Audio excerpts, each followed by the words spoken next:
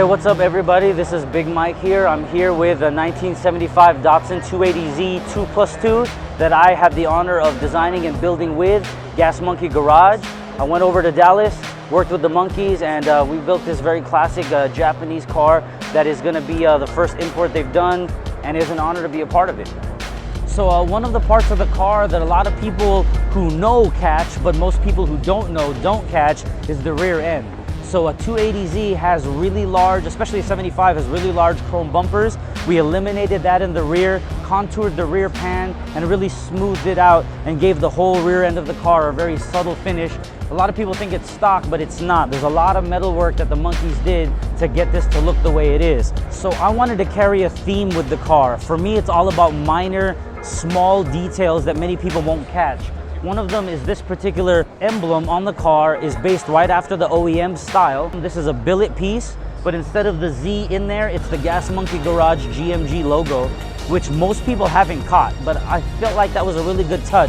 And you'll actually see this logo in a couple other places on the car. Even though only a small handful of people have seen it, they really like that because they realize that that's an attention to detail. Excuse me.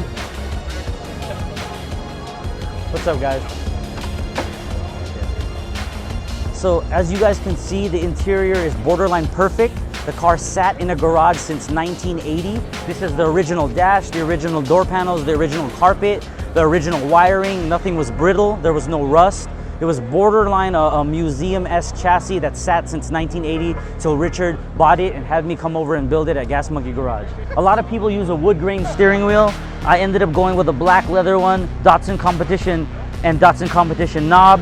And the gauges are actually Speedhut units. It contemporized the car. You can pick different needles, sweep motions, colorway, and the company provides options for you to stay vintage but use modern technology. And one of the options that I liked to use was the ability to use logos. So the same logo that was on the emblem on the quarter panel, the GMG for Gas Monkey, we had cut into the gauges, so whoever sits in there is looking at it and you get the subtle touch. It's just something that shows attention to detail. So I really like the fact that Speedhut allowed that to be an option, and I used every option I could to create a gauge setup that was both vintage and contemporary. So it's a ZG flare, which was an option in the 70s. It's a raised Volk TE37V, which stands for vintage. It has a spoke design that stayed true to the 70s. The green and the bronze, I felt like they contrasted very well. And you know, the overall look with this color, these wheels, these flares, and this stance has made the car go viral. People absolutely love it here at SEMA 2017. So it's a 1975 280Z 2+2. So a lot of people don't realize that there were a 2+2, which meaning 2-seat option in the rear. So there's actually 4 seats. Most people who know about Zs, 240, 260, or 280s, it's a coupe. So you see the rear seats and then that's the end of the car. This car is longer. From about mid-door back, the 2+2 is longer and different quarters, different windows, and rear seats.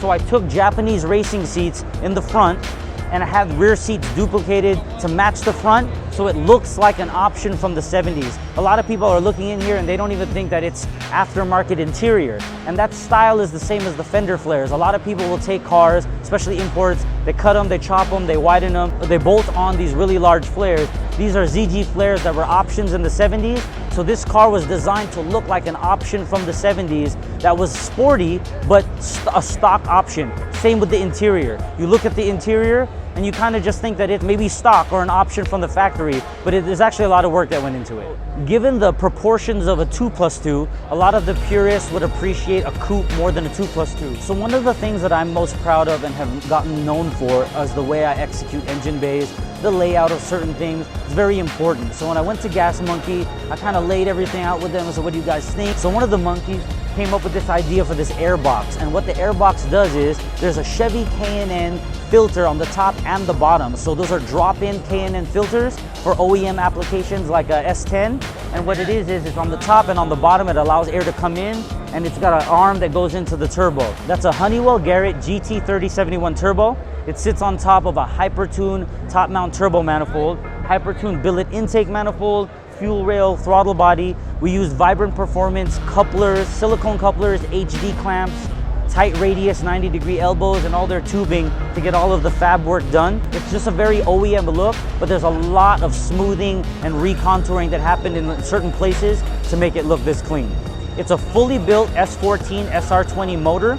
It's from a Japanese Sylvia, brought it over, fully built it here, up the compression 1 point. They're usually 8.5 to 1. This one's 9.5 to 1.